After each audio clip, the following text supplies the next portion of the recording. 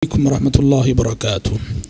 إن الحمد لله نحمده ونستعينه ونستغفره ونعوذ بالله من شرور أنفسنا ومن سيئات أعمالنا. من يهده الله فلا مضل له ومن يضلل فلا هادي له، وأشهد أن لا إله إلا الله وحده لا شريك له، وأشهد أن محمدا عبده ورسوله. يا أيها الذين آمنوا اتقوا الله حق تقاته ولا تموتن إلا وأنتم مسلمون. يا أيها الناس اتقوا ربكم الذي خلقكم من نفس واحدة وخلق منها زوجها وبث منهما رجالا كثيرا ونساء، واتقوا الله الذي تساءلون به والأرحام إن الله كان عليكم رقيبا. يا أيها الذين آمنوا اتقوا الله وقولوا قولا سديدا يصلح لكم أعمالكم ويغفر لكم ذنوبكم، ومن يطع الله ورسوله فقد فاز فوزا عظيما. أما بعد فإن خير الحديث كتاب الله، وخير الهدي هدي محمد صلى الله عليه وسلم، وشر الأمور محدثاتها، وكل محدثة بدعة، وكل بدعة ضلالة، وكل ضلالة في النار. رب اشرح لي صدري ويسر لي أمري واحلل عقدة من لساني يفقه قولي. حضرات گرامی، تذکرہ عشر مبشرہ کے عنوان سے ہمارا یہ پروگرام، جس کا سلسلہ آج سے تقریباً 11-12 دن قبل شروع ہوا تھا، الحمدللہ دھیرے دھیرے ہم اس پروگرام کی آخری کڑی کو پہنچ رہے ہیں. کل انشاءاللہ تعالی ہمارے اس پروگرام کی آخری نشست ہوگی. گزرے ہوئے دنوں میں ہم نے نبی کریم صلی اللہ علیہ وسلم کے ان صحابہ میں سے جنہیں دنیا میں جنت کی بشارتیں سنائی گئیں، 7 صحابہ کے حالات زندگی معلوم کیے تھے. اور آج کے درس میں 2 صحابہ کی سوانح حیات لے کر آپ کی خدمت میں حاضر ہوا ہوں. پہلے صحابی ہیں ابو عبیدہ بن جراح رضی اللہ تعالی عنہ، اور دوسرے صحابی ہیں طلحہ بن عبید اللہ رضی اللہ عنہ. ابو عبیدہ بن جراح رضی اللہ تعالی عنہ یہ اپنی کنیت سے مشہور ہیں، اور ان کا نام عامر تھا. عامر بن عبداللہ ابن الجراح القرشی ان کا نام و نسب ایسا ہے. اور آپ کا شمار بھی ان لوگوں میں سے ہوتا ہے جو آپ صلی اللہ علیہ وسلم کی نبوت سے چند سال قبل پیدا ہوئے، اور ابو بکر صدیق رضی اللہ تبارک و تعالی عنہ کی دعوت پر ایمان لائے. ہم ایک چیز دیکھتے ہیں عشرہ مبشرہ کی سیرت میں کہ عشرہ مبشرہ میں سے جتنی بھی شخصیتیں گزری ہیں، آپ دیکھیے کہ تقریباً سبھی حضرت ابو بکر صدیق رضی اللہ تعالیٰ عنہ کے ہاتھ پہ ایمان لائے ہیں، یکا دکا شخصیات کو چھوڑ کر. اس سے پتہ چلتا ہے کہ نبی کریم صلی اللہ علیہ وسلم پر ایمان لانے کے بعد ابو بکر صدیق رضی اللہ عنہ دعوت و تبلیغ کے سلسلے میں کس قدر سرگرم ہو گئے تھے کہ بڑی بڑی شخصیات، عظیم ترین شخصیات ابو بکر صدیق رضی اللہ تعالیٰ عنہ کے ہاتھوں مشرف و اسلام ہوئیں. اور جیسے سابقین اولین میں سے دوسرے صحابہ اسلام لانے کے بعد انہوں نے اسلام کے لیے قربانیاں دیں، صحابی رسول ابو عبیدہ بن جراح رضی اللہ عنہ کے حق میں بھی وہ قربانیاں آئیں. چنانچہ انہوں نے اور صحابہ کی طرح سے ہجرت کا مرحلہ بھی طے کیا، جو کہ بہت بڑی آزمائش ہے، بہت بڑا امتحان ہے، اور انسان کے ایمان کی بہت بڑی آزمائش ہے. 2 ہجرتیں انہوں نے کی. حبشہ بھی گئے مکہ چھوڑ کر، اور پھر مکہ سے دوسری ہجرت انہوں نے مدینے کی سمت کی. ابو عبیدہ بن جراح رضی اللہ عنہ اور سارے صحابہ کی طرح جنگ بدر میں نبی کریم صلی اللہ علیہ وسلم کے ساتھ شریک رہے. اور جو بات قابل ذکر ہے وہ یہ ہے کہ جنگ بدر میں ان کا والد ان کا حریف تھا، باپ کافر تھا، اور یہ مسلمان تھے، اور مسلمانوں ابو عبیدہ بن جراح رضی اللہ عنہ کی تلوار کی زد میں ان کا باپ آ گیا۔ حضرت ابو عبیدہ رضی اللہ عنہ نے تھوڑی دیر تأمل نہ کیا اور اپنی تلوار سے اپنے کافر باپ کا سر قلم کر دیا۔ قرآن مجید نے فرمایا لا تجد قوما يؤمنون بالله واليوم الآخر يوادون من حاد الله ورسوله ولو كانوا آباءهم أو أبناءهم أو إخوانهم أو عشيرتهم أولئك كتب في قلوبهم الإيمان وأيدهم بروح من۔ اللہ کہتا ہے کہ جو ایمان والے ہیں، ایمان والے کبھی اللہ اور اس کے رسول کے دشمنوں سے محبت نہیں کرتے، بھلے سے ان کے باپ کیوں نہ ہو، ان کے بیٹے کیوں نہ ہو، ان کا کنبہ کیوں نہ ہو، ان کا خاندان کیوں نہ ہو، ان کے دلوں میں ایمان راسخ ہو چکا ہے اور ان کے ساتھ اللہ کی تائید ہوتی ہے، اللہ کی مدد ہوتی ہے، جس کی وجہ سے وہ ایمانی رشتے کو ہمیشہ نسبی اور خاندانی رشتوں پہ ترجیح دیتے ہیں۔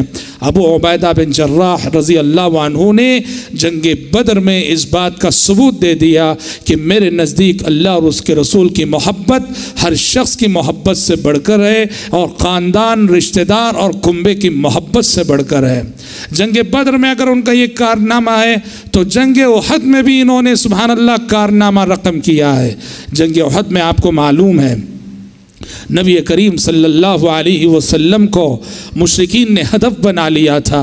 مشرکین آپ صلی اللہ علیہ وسلم تیروں کی بوچھاڑ کر رہے تھے۔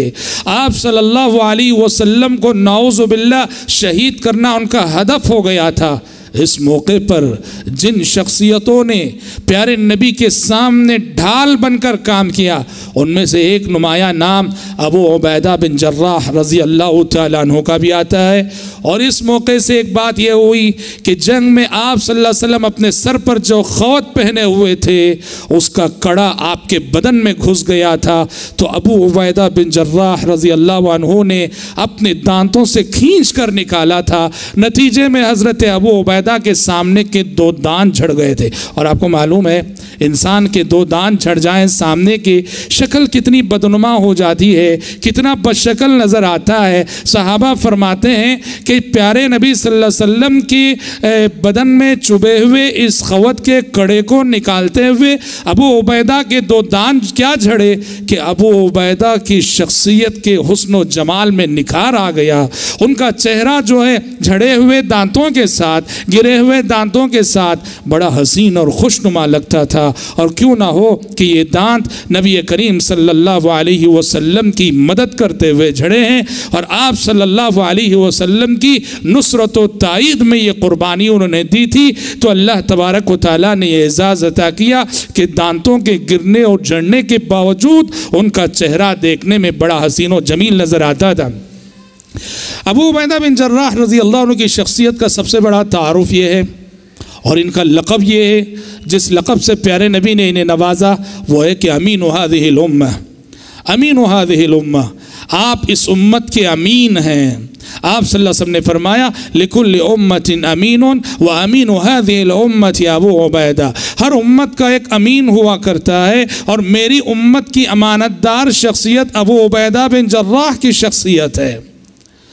نجران سے عیسائی راہب آئے تھے، عیسائی راہب آئے تھے نبی کریم صلی اللہ علیہ وسلم کی خدمت میں، گفتگو ہوئی، مباحثہ ہوا۔ جب جانے لگے انہوں نے پیارے نبی سے مطالبہ کیا کہ ایسا کیجئے آپ ہمارے ساتھ کسی ذمہ دار انسان کو بھیجئے، وہ ہم اپنا جزیہ، اپنا ٹیکس اس کو ادا کریں گے۔ تو پیارے نبی نے کہا کہ میں تمہارے ساتھ اس امت کے امین کو بھیجتا ہوں، اس امت کی امانت دار شخصیت کو بھیجتا ہوں۔ تو پیارے نبی صلی اللہ علیہ وسلم نے ابو عبیدہ بن جراح رضی اللہ تعالیٰ عنہ کو نجران روانہ کیا۔ نجران کے آئے ہوئے عیسائیوں کے ساتھ کہا کہ یہ میری امت کی سب سے امانت دار شخصیت ہے۔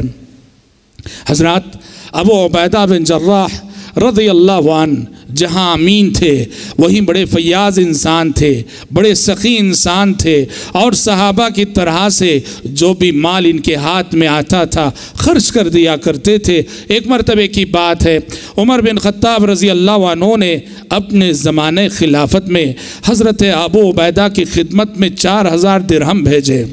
حضرت ابو عبیدہ بہت بڑے سپہ سالار تھے اور بہت بڑے کمانڈر تھے، تو حضرت عمر بن خطاب رضی اللہ عنہ نے بطور ہدیہ 4000 درہم بھیجے، اور قاصد نے دیکھا جس کے ذریعے سے حضرت عمر نے 4000 درہم بھیجے تھے، ابو عبیدہ بن جراح رضی اللہ عنہ نے اسی قاصد کے سامنے اس کے رہتے ہوئے یہ 4000 درہم غریبوں میں بانٹ دیے، غریبوں میں تقسیم کر دیے۔ جو بھی مال ملا، جو بھی دولت ملی، اس کو اللہ کے راستے میں لٹایا، اور خود جو ہے سبحان اللہ بہت ہی سادہ سی زندگی گزارتے تھے۔ آپ کو معلوم ہے بیت المقدس کی فتح کے موقع پر ابو عبیدہ بن جراح رضی اللہ تعالی عنہ نے حضرت عمر کا استقبال کیا تھا۔ صلح کرنے کے لیے حضرت عمر بنفس نفیس تشریف لے گئے تھے۔ اس وقت بہت ساری باتیں ہوئی۔ اس وقت یہ ہوا کہ حضرت عمر نے ابو عبیدہ بن جراح سے کہا کہ چلو اپنا گھر دکھاؤ۔ ابو عبیدہ بن جراح رضی اللہ عنہ جو اسلامی فوج کے کمانڈر تھے، اور ان کے ماتحت 30 سے 40 ہزار کی تعداد میں فوجی کام کرتے تھے۔ 30,000 فوجیوں کا کمانڈر، 30,000 فوجیوں کا لیڈر ہے حضرت ابو عبیدہ بن جراح رضی اللہ عنہ۔ حضرت عمر کو اپنے گھر لے گئے۔ حضرت عمر نے دیکھا سادہ سا گھر ہے، سادہ سی زندگی ہے، ایک حصیر ہے اور چند ٹوٹے پھوٹے برتن ہیں۔ حضرت عمر نے کہا کہ ابو عبیدہ، کیا کل سرمایہ تمہارا اتنا ہی ہے؟ تمہارے گھر کا کل سامان اتنا ہی ہے؟ حضرت ابو عبیدہ بن جراح رضی اللہ عنہ نے کہا، امیر المومنین، منزل پر پہنچنے کے لیے اتنا سامان کافی ہے۔ حضرت عمر رو پڑے۔ ظاہر بات ہے، کون سی منزل؟ آخرت کی منزل، قبر کی منزل۔ صحابہ نے اس سبق کو یاد رکھا تھا کہ دیکھو زندگی ایک سفر ہے، اور سفر میں جو مسافر جتنا لدا ہوا رہتا ہے اس کی رفتار اتنی ہی دھیمی رہے گی، اور جو مسافر جتنا ہلکا رہے گا، جس کے پاس سامان کم رہیں گے، اس کی رفتار تیز ہوگی، اور وہ جلد سے جلد کامیابی سے منزل تک پہنچے گا۔ تو ابو عبیدہ بن جراح رضی اللہ عنہ نے اس دوسرے معیار زندگی کو ترجیح دی، اور عمر بن خطاب رضی اللہ عنہ سے کہا کہ امیر المومنین، منزل پر پہنچنے کے لیے اتنا سامان کافی ہے۔ ان کے زہد کو دیکھ کر، ان کی سادگی کو دیکھ کر، ان کے تواضع کو دیکھ کر عمر بن خطاب رضی اللہ عنہ رو پڑے۔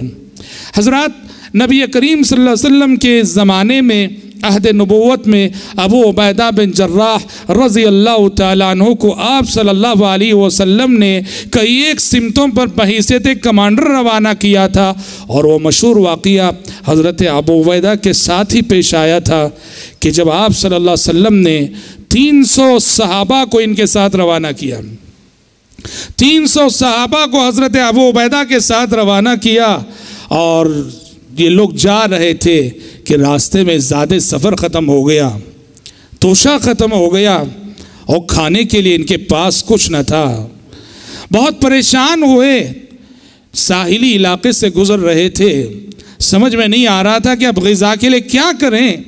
سواری کے جو اونٹ تھے وہ اونٹ ذبح کرنے لگے، اور یہ بہت بڑے خطرے کی بات تھی۔ سواری کے اونٹ اگر ذبح کر دیں، دشمن کا مقابلہ کیسے کریں گے اور منزل پہ کیسے پہنچیں گے؟ مگر ذبح کیے بغیر کوئی چارہ بھی نہ تھا۔ لیکن اللہ کی مدد ایسے آئی کہ ساحلی علاقے سے گزر رہے تھے تو دیکھا کہ سمندر نے بہت بڑی مچھلی جو ہے باہر پھینک رکھی ہے، بہت بڑی مچھلی۔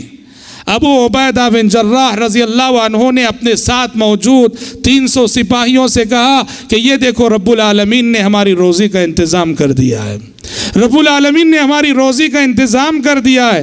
اس مچھلی کو 300 صحابہ کھاتے ہیں، اور ایک مرتبہ نہیں، کئی دن کھاتے ہیں، 300 لوگوں کی غذا بنتی ہے یہ مچھلی۔ اور اتنی بڑی مچھلی تھی کہ راوی حدیث کہتے ہیں کہ اس کی ایک ہڈی کو کھڑا کیا گیا تو ہم میں سے ایک شخص گھوڑے پہ بیٹھ کے گزرا تو اس کے نیچے سے آسانی سے گزر گیا، اتنی لمبی جو ہے ہڈی تھی۔ یہی مطلب اللہ تعالیٰ کے اس فرمان کا کہ رزق کا معاملہ ایسا ہے کہ رزق کے معاملے میں جس کے پاس، جس کے دل میں توکل ہو، اللہ کی مدد پر یقین ہو، اللہ کی نصرت پر یقین ہو، تو رب العالمین اس کو وہاں سے روزی دے گا جہاں سے اس کے وہم و گمان میں بھی بات نہ ہوگی۔ اللہ تعالیٰ نے کہا وَمَن يَتَّقِ اللَّهَ يَجْعَلْ لَهُ مَخْرَجًا وَمَن يَتَّقِ اللَّهَ يَجْعَلْ لَهُ مَخْرَجًا وَيَرْزُقْهُ مِنْ حَيْثُ لَا يَحْتَسِبُ، جو اللہ سے ڈرے اللہ ہر مشکل سے نکلنے کا راستہ اسے فراہم کرے گا، اور وہاں سے اللہ روزی دے گا، اور وہاں سے اللہ اس کے لیے رزق کا انتظام کرے گا جہاں اس کے وہم و گمان میں بھی کبھی بات نہ آئی ہو۔ تو اللہ تعالیٰ نے اس طرح سے ان کے لیے روزی کا انتظام کیا اور رزق کا انتظام کیا۔ اور حضرت ابو عبیدہ کی شخصیت اتنی وزندار شخصیت تھی، ان کی شخصیت کی اہمیت کو جاننے کے لیے یہ بات بھی بہت بڑا ثبوت ہے کہ جب پیارے نبی کی وفات ہو گئی اور صحابہ کرام رضوان اللہ علیہم اجمعین آپس میں مشورہ کر رہے تھے کہ اب خلیفہ کون ہوگا، تو سبحان اللہ ابو بکر صدیق رضی اللہ عنہ نے سب سے پہلے جس شخصیت کا نام پیش کیا وہ ابو عبیدہ بن جراح کا۔ ابو بکر صدیق رضی اللہ عنہ نے اس مشاورتی کمیٹی کے سامنے، اس مشاورتی اجلاس میں جس میں انصار بھی تھے، مہاجرین بھی تھے، سارے فضلائے صحابہ جمع تھے، ابو بکر صدیق کی زبانی نام آیا تو اس جلیل القدر صحابی کا نام آیا۔ ابو بکر صدیق نے کہا کہ میرا مشورہ ہے کہ ہم ابو عبیدہ بن جراح کو نبی کریم صلی اللہ علیہ وسلم کا خلیفہ بنا لیں۔ سوچو تو صحیح کہ ابو بکر صدیق جیسی شخصیت اگر خلافت کے لیے ان کا نام پیش کرتی ہے، یہ شخصیت کتنی عظیم ہوگی، کتنی وزندار ہوگی اور کتنی عظیم انسان رہے ہوں گے۔ یہ اور بات ہے کہ بعد میں مشورہ خود ابو بکر صدیق کے انتخاب پر جو ہے بات مکمل ہوئی کہ حضرت عمر اور دوسرے صحابہ نے کہا کہ خلافت کا حقدار ابو بکر تم سے بڑھ کر کوئی نہیں ہو سکتا، کہ پیارے نبی صلی اللہ علیہ وسلم نے اپنے جیتے جی اپنے مصلے پر اپنی عدم موجودگی میں تمہیں کھڑایا تھا، پیارے نبی کے مقام پہ کھڑے ہو کر تم نے نماز پڑھائی تھی، لہٰذا اس خلافت کی امانت کے حقدار بھی تم ہی ہو۔ ابو بکر صدیق رضی اللہ عنہ کو خلافت مل گئی۔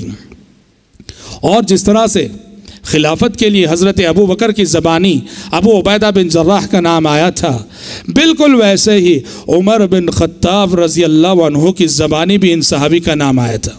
ایک مرتبہ عمر بن خطاب رضی اللہ عنہ ابھی بقید حیات تھے، اس وقت کی بات ہے کہ عمر بن خطاب رضی اللہ عنہ نے اپنی اس خواہش کا اظہار کیا، فرمایا کہ میں چاہتا ہوں کہ میرے بعد ابو عبیدہ بن جراح کو خلیفہ بنا دوں، میں چاہتا ہوں کہ میرے بعد ابو عبیدہ بن جراح کو خلیفہ بنا دو۔ قربان جائیے کیسی شخصیت رہی ہوگی، ابو بکر کی زبان پہ بھی ان کا نام، عمر کی زبان پہ بھی ان کا نام۔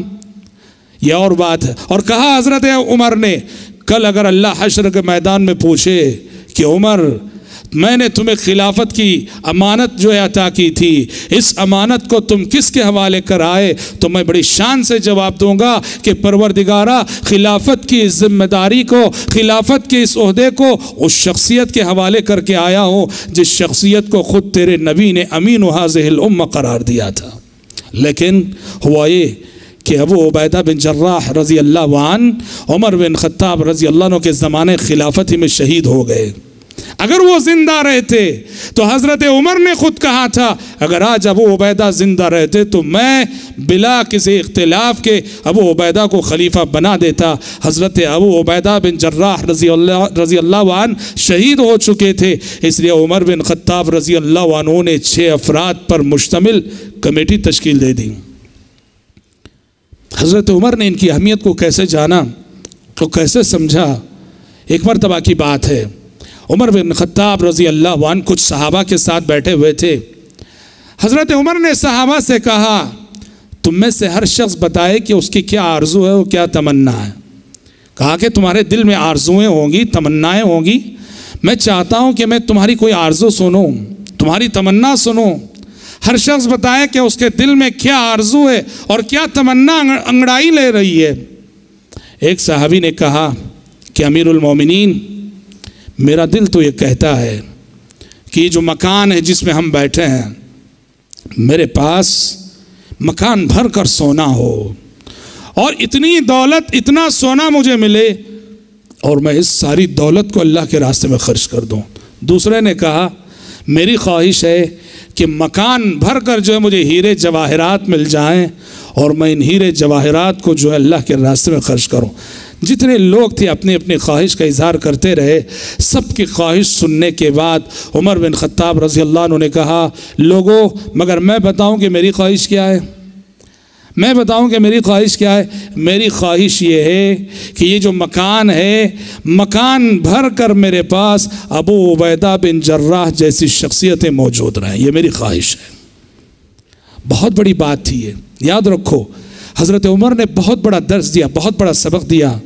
انہوں نے کہا کہ مجھے سونا نہیں چاہیے، چاندی نہیں چاہیے، ہیرے جواہرات نہیں چاہیے، کچھ نہیں چاہیے، مجھے ابو عبیدہ بن جراح جیسی شخصیتیں چاہیے۔ بہت بڑا پیغام دیا۔ کیا پیغام؟ کہ اصل طاقت ہے افرادی طاقت۔ کسی بھی جماعت، کسی بھی جمعیت، کسی بھی تنظیم اور کسی بھی قوم اور کسی بھی اجتماعیت کی اصل طاقت باصلاحیت افراد ہوتے ہیں۔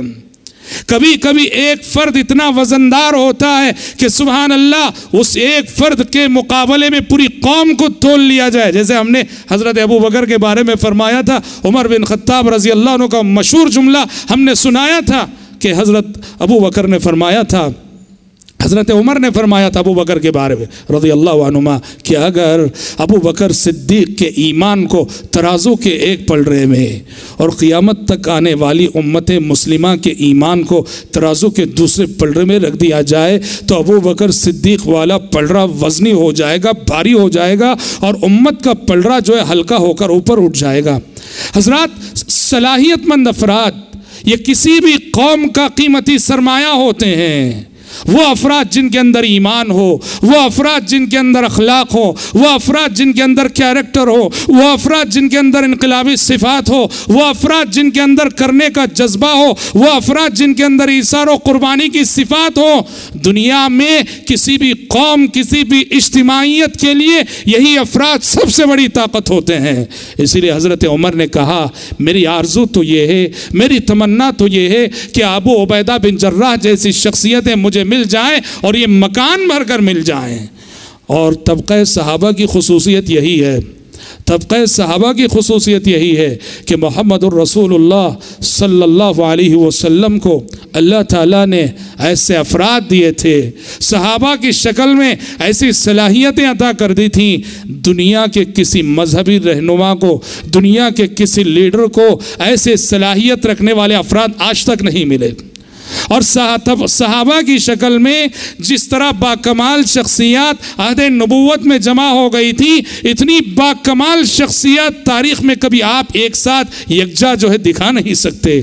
اللہ تعالیٰ نے اپنے نبی آخری رسول حضرت محمد صلی اللہ علیہ وسلم کی تائید کے لیے، نصرت کے لیے جو بہت بڑا ہتھیار عطا کیا قرآن کے بعد، وہ ہتھیار ہے افراد، باصلاحیت افراد، باکمال افراد، غیر معمولی صفات رکھنے والے افراد۔ ابو بکر، عمر، عثمان و علی، عبد الرحمن ابن عوف، زبیر ابن عوام، سعد بن ابی وقاص و ابو عبیدہ بن جراح، طلحہ بن عبید اللہ و سعید بن زید، ان جیسے جو صحابہ تھے یہ پیارے نبی صلی اللہ علیہ وسلم کا قیمتی سرمایہ اور اس امت کی سب سے بڑی دولت تھے۔ اسی لیے حضرت عمر نے افراد کی قیمت کو، اسی لیے کبھی ایک فرد اپنی جگہ ایک امت ہوتا ہے، ایک فرد ایک امت کی برابر ہوتا ہے۔ اللہ اکبر۔ تو عمر فاروق رضی اللہ عنہ نے ابو عبیدہ کی شخصیت کو اس قدر وزندار جانا، فرمایا کہ لوگوں میری دلی آرزو اور تمنا تو یہ ہے کہ مکان بھر کر میرے پاس ابو عبیدہ بن جراح جیسی شخصیتیں میرے لیے مل جائیں۔ حضرات ابو عبیدہ بن جراح رضی اللہ تعالی عنہ ایک مثالی زندگی گزارنے کے بعد اور مسلسل، جیسے ہم نے کہا کہ عہد فاروقی میں عمر بن خطاب رضی اللہ عنہ کے زمانے خلافت میں جو فتوحات ہوئیں، ان فتوحات میں ابو عبیدہ بن جراح رضی اللہ عنہ کا بڑا کردار ہے۔ ملک پر ملک فتح کیے جا رہے تھے، شہر پر شہر فتح کیے جا رہے تھے، کامیابی سے پیش قدمی کر رہے تھے کہ بالآخر یہ ہوا کہ عہد فاروقی میں ایک بہت بڑا امتحان آیا، ایک بہت بڑا امتحان آیا۔ شام کا ایک شہر تھا جس کا نام تھا امواس میں پلیگ کا مرض عام ہو گیا۔ امواس میں پلیگ کی وبا پھیل گئی جسے طاعون کہا جاتا ہے، اور جس وقت امواس میں پلیگ آیا حضرت ابو عبیدہ بن جراح رضی اللہ تعالیٰ عنہ اپنی فوج سمیت امواس میں مقیم تھے۔ اور آپ کو معلوم ہے شریعت کا قانون کیا ہے؟ یہ جو وبائی امراض، جو پھیلنے والے امراض ہوتے ہیں، وبائی امراض کے سلسلے میں شریعت کا قانون یہ ہے کہ جہاں وبائی مرض پھیلا ہوا ہے وہاں کا کوئی شخص باہر نہ جائے اور باہر کا کوئی شخص اندر نہ آئے۔ اب امواس میں پلیگ آ چکا ہے، ابو عبیدہ بن جراح اپنی فوج کے ساتھ امواس میں موجود ہیں، اور عمر بن خطاب رضی اللہ عنہ امواس آ رہے ہوتے ہیں۔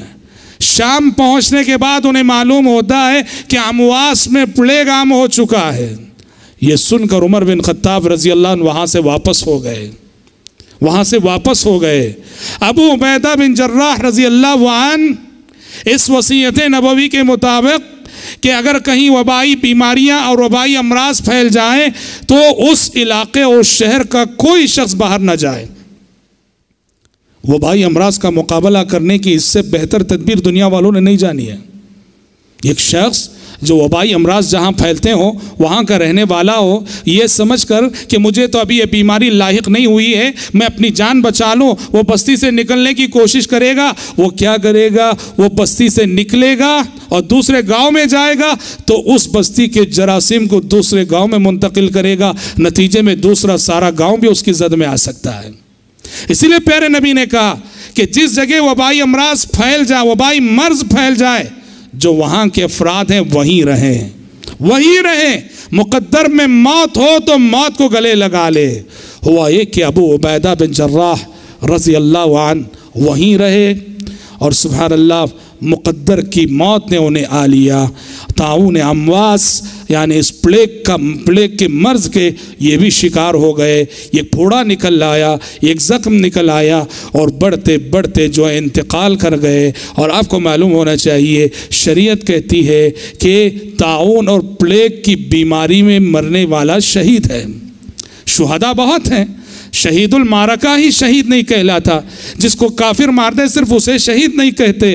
شریعت میں پیارے نبی نے کہا شہداء بہت ہیں، وہ عورت جو ڈلیوری کی تکلیف سے انتقال کر جائے شہید ہے، اور جو شخص بھی پیٹ کے درد کی تکلیف سے انتقال کرے شہید ہے۔ ویسے ہی آپ نے فرمایا جو طاعون اور پلیگ کا شکار ہو کے انتقال کرے وہ شہید ہے۔ تو ابو عبیدہ بن جراح رضی اللہ عنہ کو اس راستے سے گویا اللہ تبارک و تعالیٰ نے شہادت عطا کی، اور یہ واقعہ سن 18 ہجری کا ہے۔ اور اس طاعون امواس میں تقریباً امواس کی 25,000 شخصیتیں جو شہید ہوئی، 25,000 لوگ، جن میں صحابہ کی بڑی تعداد تھی، تابعین کی بڑی تعداد تھی۔ پتہ چلا یہ آفتیں، یہ بلائیں، یہ مصیبتیں، یہ بیماریاں ایسا نہیں کہ صرف گنہگاروں پہ آتی ہیں، گنہگاروں کو لاحق ہوتی ہیں، اللہ کے نیک بندوں پر بھی آزمائشیں آتی ہیں، اور اللہ تبارک و تعالیٰ اپنے نیک صالح اور متقی بندوں کو بھی ایسی آزمائشوں میں مبتلا کرتا ہے،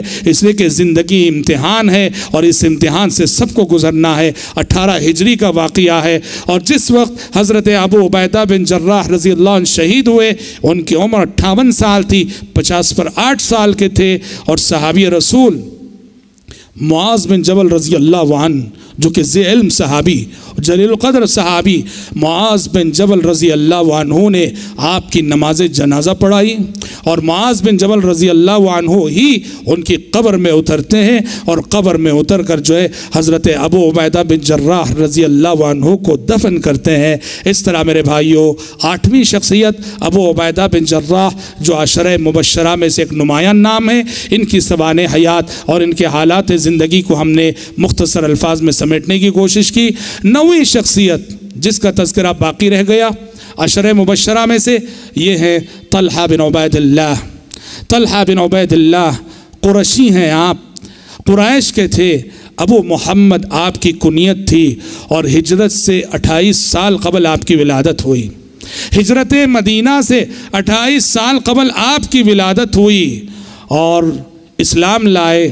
کیسے اسلام لائے؟ یہ کہتے ہیں کہ میں تجارت کے سلسلے میں، بزنس کے سلسلے میں بصرہ گیا ہوا تھا۔ ایک شہر ہے بصرہ، یہ نبی کریم صلی اللہ علیہ وسلم کے زمانے میں نہ تھا. کوفہ اور بصرہ یہ حضرت عمر نے آباد کیا تھا، بسایا تھا. بصرہ کہتے ہیں کہ میں تجارت کے سلسلے میں بصرہ گیا ہوا تھا اور وہاں ایک عیسائی راہب سے میری ملاقات ہو گئی، عیسائی پوپ سے میری ملاقات ہو گئی. یہ سن کر کہ میں مکے سے آیا ہوں، حرم شریف سے آیا ہوں جہاں سرزمین حرم ہے. آپ کو معلوم ہے کہ سرزمین حرم کی حرمت مکے کی حرمت کا تصور سارے جزیرہ عرب میں تھا، اس لیے کہ ابراہیم علیہ السلام کے زمانے سے اس کی حرمت کا تصور چلا آ رہا تھا. اس پوپ نے یہ سن کر کہ طلحہ بن عبید اللہ مکے سے آئے ہیں، سرزمین حرم سے آئے ہیں، طلحہ بن عبید اللہ سے کہا کہ طلحہ، ہم اپنی کتابوں میں جس آخری رسول اور جس آخری پیغمبر کی آنے کی بشارتیں ہم پڑھتے ہیں، ہمیں یقین ہے کہ وہ زمانہ قریب آ چکا ہے اور وہ آخری رسول تمہارے ہی علاقے سے نکلے گا. یہ بات قرآن مجید نے کئی مقامات پہ بیان کی ہے کہ اہل کتاب کے جو علماء تھے، کرسچن تھے، یہودی تھے، پیارے نبی کو اچھی طرح سے جانتے تھے. اس لیے کہ بائبل میں، توریت میں، انجیل میں اللہ تبارک و تعالیٰ نے نبی کریم صلی اللہ علیہ وسلم کی شخصیت کے پورے اوصاف اور آپ صلی اللہ علیہ وسلم کے صحابہ کی صفات، آپ صلی اللہ علیہ وسلم کے شہر کی صفات، آپ صلی اللہ علیہ وسلم کے علاقے کی صفات بڑی تفصیل سے اللہ تبارک و تعالیٰ نے توریت اور انجیل میں بیان کر دیے تھے. جیسا کہ حضرت سلمان فارسی رضی اللہ عنہ کے قبول اسلام کا واقعہ اگر آپ پڑھتے ہیں تو سمجھ میں آتا ہے. تو اہل کتاب خوب جانتے تھے کہ جس آخری رسول کی بشارتیں اور پیشین گوئیاں ہماری کتاب میں موجود ہیں، اس رسول کا زمانہ قریب آ چکا ہے. طلحہ بن عبید اللہ فرماتے ہیں اس کی زبانی جب میں نے یہ بات سنی اور سن کر مکہ لوٹا، انہی دنوں کی بات ہے کہ اسی وقت نبی کریم صلی اللہ علیہ وسلم ابھی آپ نے نبوت کا دعویٰ کیا تھا، ابھی آپ پر وحی آئی تھی اور آپ صلی اللہ علیہ وسلم لوگوں کو دعوت دے رہے تھے.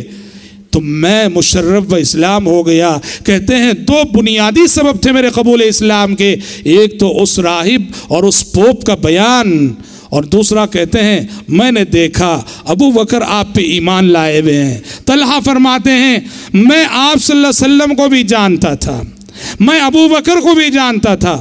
میرے دل نے کہا کہ یہ دو عظیم انسان جس چیز پہ جمع ہو جائیں وہ چیز کبھی جھوٹ نہیں ہو سکتی. یہ دو عظیم انسان جو اخلاق و کردار کے اتنے بلند ہیں، اتنے عظیم ہیں، جس دین کو یہ اپنا لیں وہ دین کبھی جھوٹا نہیں ہو سکتا. میں نے محمد صلی اللہ علیہ وسلم کے کردار کی عظمت اور ابو بکر صدیق کے کردار کی عظمت کو دیکھ کر جانا کہ وہ دین کبھی جھوٹا نہیں ہو سکتا. جس دین پہ محمد صلی اللہ علیہ وسلم چل رہے ہو اور ابو بکر صدیق رضی اللہ عنہ چل رہے ہو. اس طرح حضرت طلحہ بن عبید اللہ رضی اللہ عنہ مشرف با اسلام ہو گئے.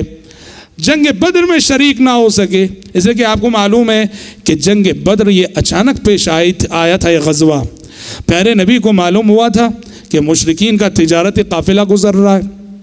پیارے نبی نے مشرکین کے تجارتی قافلے کا پیچھا کرنے کا ارادہ کیا تھا. مدینے سے نکلے تھے اس تجارتی قافلے کو پکڑنے کے لیے، جنگ کا ارادہ ہی نہ تھا اور اچانک جنگ کی صورتحال پیش آ گئی تھی. اس لیے کئی صحابہ تھے جو جنگ بدر سے غائب رہے. تو طلحہ بن عبید اللہ بدر کے موقع پر وہ تجارت کے لیے شام گئے ہوئے تھے، اس لیے بدر میں شریک نہ ہو سکے تھے. لیکن جب تجارت سے واپس آئے بہت افسوس تھا انہیں. پیارے نبی کے سامنے انہوں نے بڑے افسوس کا اظہار کیا کہ بدر کی شرکت سے میں محروم رہا اور اس فضیلت سے محروم رہا کہ اللہ تعالیٰ نے آپ کے بدری صحابہ سے کہا تھا اعملوا ما شئتم فقد غفرت لکم. اے میرے نبی کے بدری ساتھیوں، آج کے بعد جو کرنا ہے کر گزرو، میں نے تمہارے حق میں بخشش لکھ دی ہے.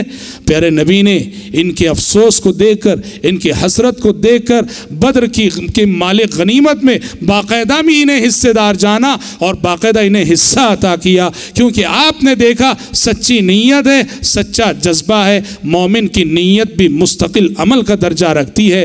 تو بدر میں شریک نہ رہتے ہوئے بھی پیارے نبی نے مال غنیمت میں انہیں حصہ دیا. اور حضرت طلحہ بن عبید اللہ رضی اللہ تعالی عنہ، ان کی ایک بہت بڑی منقبت یہ ہے کہ غزوہ احد میں غزوہ احد میں جیسا کہ ابھی ہم نے حضرت ابو عبیدہ کی سیرت میں بیان کیا، ایک موقع ایسا آیا تھا کہ جب مشرکین نے آپ صلی اللہ علیہ وسلم کو ہدف بنا لیا تھا، آپ صلی اللہ علیہ وسلم کو ٹارگٹ بنا لیا تھا، آپ صلی اللہ علیہ وسلم پر تیر برس رہے تھے۔ اس موقع پر جس شخصیت نے سب سے زیادہ بہادری اور جرأت کا ثبوت دیا تھا، اس میں وہ حضرت طلحہ بن عبید اللہ کی شخصیت ہے۔ یہ پیارے نبی کے سامنے کھڑے ہو گئے، پیارے نبی کے سامنے کھڑے ہو گئے، اور جدھر سے دشمن کے تیر آتے تھے اسے اپنے سینے پہ لیتے، اپنے ہاتھ پہ لیتے۔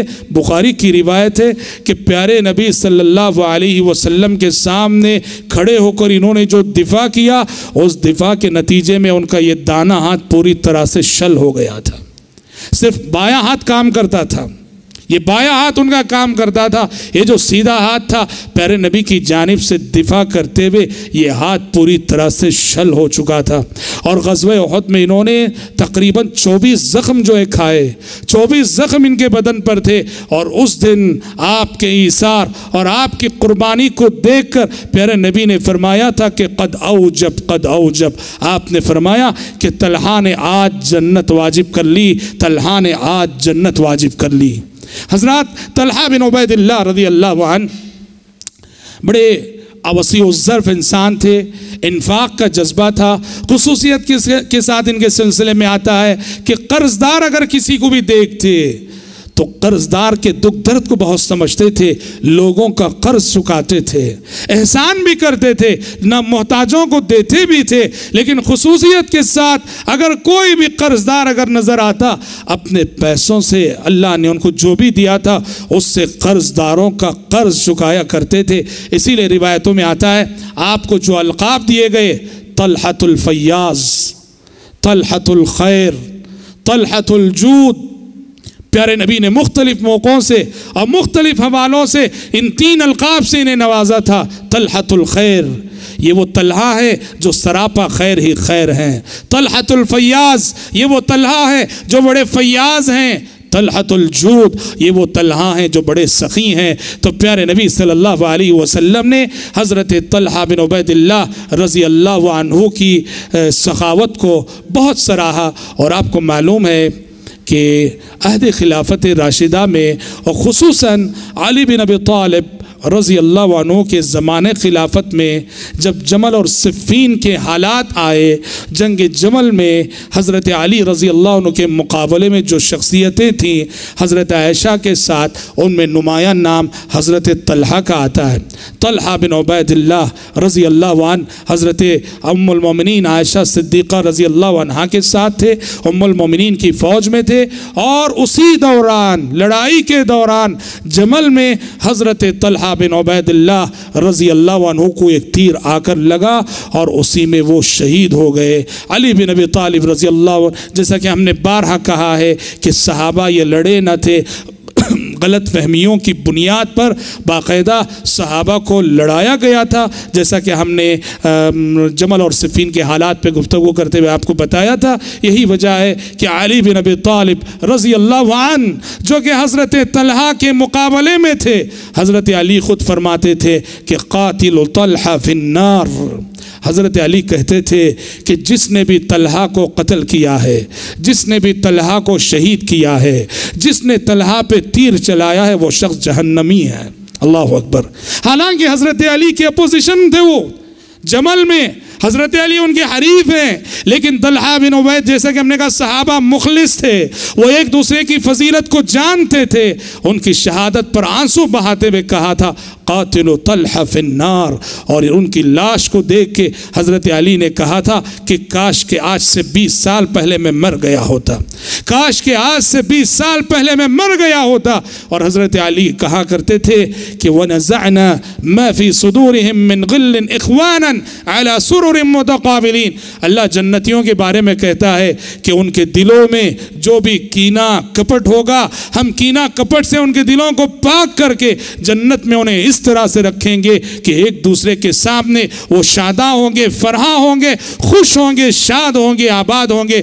حضرت علی کہتے تھے میں سمجھتا ہوں کہ اس آیت کا مصداق میں ہوں، ام المومنین عائشہ ہیں، طلحہ ہیں، زبیر ابن عوام ہیں، جو غلط فہمیوں کی بنیاد پر ہمارے درمیان لڑائی کی صورتحال پیدا ہو گئی، مگر رب سے امید ہے کہ اللہ ہمیں اس آیت کا مصداق بنا کر ہمیں ایک دوسرے کے سامنے جنت میں خوش رکھے گا، شاد رکھے گا، آباد رکھے گا۔ اور یہ سن 36 ہجری کی بات ہے، یہ سن 36 ہجری کی بات ہے کہ حضرت طلحہ شہید ہوئے، اور جب شہید ہوئے ان کی عمر 62 سال کی تھی، 60 پر 2 سال کی تھی، اور وہیں بصرہ میں جو ہے حضرت طلحہ بن عبید اللہ رضی اللہ عنہ کو دفنایا گیا۔ حضرت طلحہ کی سمان حیات میں ایک بات یہ آتی ہے، اور یہ بات جو سیر و سواری کی مشہور کتاب ہے، امام ذہبی رحمۃ اللہ علیہ کی سیر و اعلام النبلا، بہت مشہور کتاب ہے سیر و اعلام النبلا، جس میں امام ذہبی رحمۃ اللہ علیہ نے پہلی صدی سے تقریباً 7ویں 8ویں صدی تک کے آئے ہوئے تمام صحابہ، تابعین، تبع تابعین، مفسرین، محدثین، فقہاء، عباد، زہاد، ادباء، بلغاء، شعراء، سب کی جو ہے سوانح حیات انہوں نے مرتب کی ہے۔ امام ذہبی رحمۃ اللہ علیہ نے اس کتاب میں سیر و اعلام النبلاء کے اندر حضرت طلحہ بن عبید اللہ کی زندگی پر گفتگو کرتے ہوئے یہ روایت ذکر کی ہے کہ حضرت طلحہ بصرہ میں جہاں انہیں دفن کیا گیا تھا، کسی وجہ سے ان کی تدفین کے 30 سال بعد ان کی قبر کھولی گئی۔ ان کی تدفین کے 30 سال بعد ان کی قبر کھولی گئی تو دیکھا گیا کہ لاش جیسی کی ویسی بالکل تازہ ہے۔ دیکھا گیا کہ لاش جیسی کی ویسی بالکل تازہ ہے، بس داڑھی کے کچھ بال تھے یا سر کے کچھ بال تھے جن کا رنگ بدلا تھا، اور باقی ساری لاش جیسی کی ویسی ہے۔ اور یہ بالکل ویسے ہی جیسے حضرت جابر رضی اللہ عنہ کے والد کے ساتھ ہوا تھا۔ حضرت جابر رضی اللہ عنہ کے والد جن کا نام عبداللہ بن حرام الانصاری رضی اللہ عنہ تھا، آپ کو معلوم ہے کہ احد میں شہید ہوئے تھے۔ انہوں نے احد میں جانے سے پہلے حضرت جابر سے کہا تھا کہ جابر دیکھو کل جنگ ہونے والی ہے، میں جا رہا ہوں اور مجھے امید ہے کہ کل سب سے پہلے جام شہادت میں نوش کروں گا۔ اور جب جنگ شروع ہوئی تو سب سے پہلے شہید ہونے والے یہی صحابی تھے۔ یہی مطلب ہے اللہ تعالیٰ کے اس فرمان کا، انا عند ظن عبدی بی، میرا بندہ میرے ساتھ جیسا گمان رکھتا ہے میں اس کے ساتھ ویسا معاملہ کرتا ہوں۔ یہ عالم الغیب تو نہیں تھے کہ ایک روز پہلے بول دیے کہ کل سب سے پہلے جام شہادت میں نوش کروں گا۔ ارادہ سچا تھا، عزم سچا تھا، نیت سچی تھی، اللہ تعالیٰ نے ان کی نیت پوری کی۔ بخاری شریف میں ہے کہ حضرت عبداللہ بن حرام الانصاری کو ایک اور صحابی کے ساتھ 2 صحابہ کو ملا کر ایک قبر میں دفنایا گیا تھا، اس لیے کہ 70 شہداء تھے احد میں، 70 کے لیے 70 قبروں کا کھودنا بڑا دشوار تھا، ایک ایک قبر میں 2 3 شخصیتوں کو دفنایا گیا تھا۔ حضرت جابر کی خواہش تھی، وہ اپنے والد کی الگ اور مستقل قبر بنانا چاہتے تھے۔ انہوں نے پیارے نبی سے پرمیشن لیا، اجازت لی، پیارے نبی نے 6 مہینے بعد انہیں اجازت دی، تدفین کے 6 مہینے بعد اجازت دی، اور یہ بخاری کی روایت ہے، صحیح بخاری میں روایت۔ حضرت جابر رضی اللہ عنہ نے اپنے والد کی قبر کی کھدائی کی، 6 مہینے گزر چکے تھے، دیکھا کہ لاش جیسی کی ویسی تازہ ہے۔ ایسے واقعات کئی صحابہ کے ساتھ آئیں، اور یہ دراصل حضرات صحابہ کرام رضوان اللہ علیہ مجمعین کی کرامات تھیں۔ یہ قانون تو پیغمبروں کے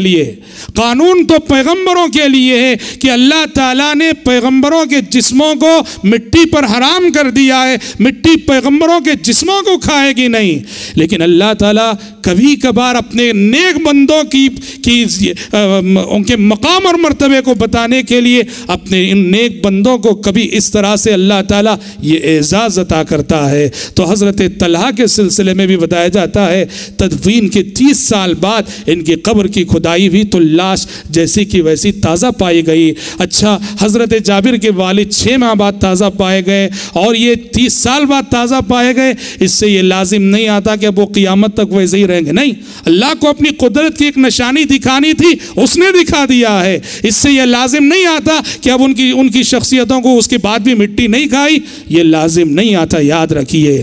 اور اگر اس طرح سے کوئی شخصیت باقی ہے تو اس کے باقی رہنے کا یہ مطلب نہیں، ان کی اس کرامت کا یہ مطلب نہیں کہ انسان اس قبر کو مزار بنا لے، جس طرح کہ آج کل ہوتا ہے، اس قبر کو مزار بنا لے، وہاں جا کے ان سے دعا ہو، مناجات ہو، ان سے مرادیں مانگی جائیں، ان کو پکارا جائے، یہ تو سری شرک کی بات ہے۔ تو بہرحال حضرات، طلحہ بن عبید اللہ رضی اللہ عنہ نبی کریم صلی اللہ علیہ وسلم کے جلیل القدر صحابی اور عشرہ مبشرہ میں سے ایک، مثالی زندگی گزارنے کے بعد، خدمت اسلام سے عبارت زندگی گزارنے کے بعد، اللہ تبارک و تعالیٰ کو جنگ جمل میں وہ پیارے ہوئے، اور اللہ تبارک و تعالیٰ کے نزدیک ان کی شہادت کے مقبول ہونے کی ایک علامت اور دلیل تھی یہ چیز، یہ خبر جو امام ذہبی رحمۃ اللہ علیہ نے ان کی سوانح حیات میں ذکر کی ہے۔ اللہ تبارک و تعالیٰ سے دعا ہے کہ رب العالمین ہم سب کو، آپ سب کو صحیح معنوں میں حضرات صحابہ کرام رضوان اللہ علیہم اجمعین کے نقش قدم پر چلنے کی توفیق عطا فرمائے، آمین۔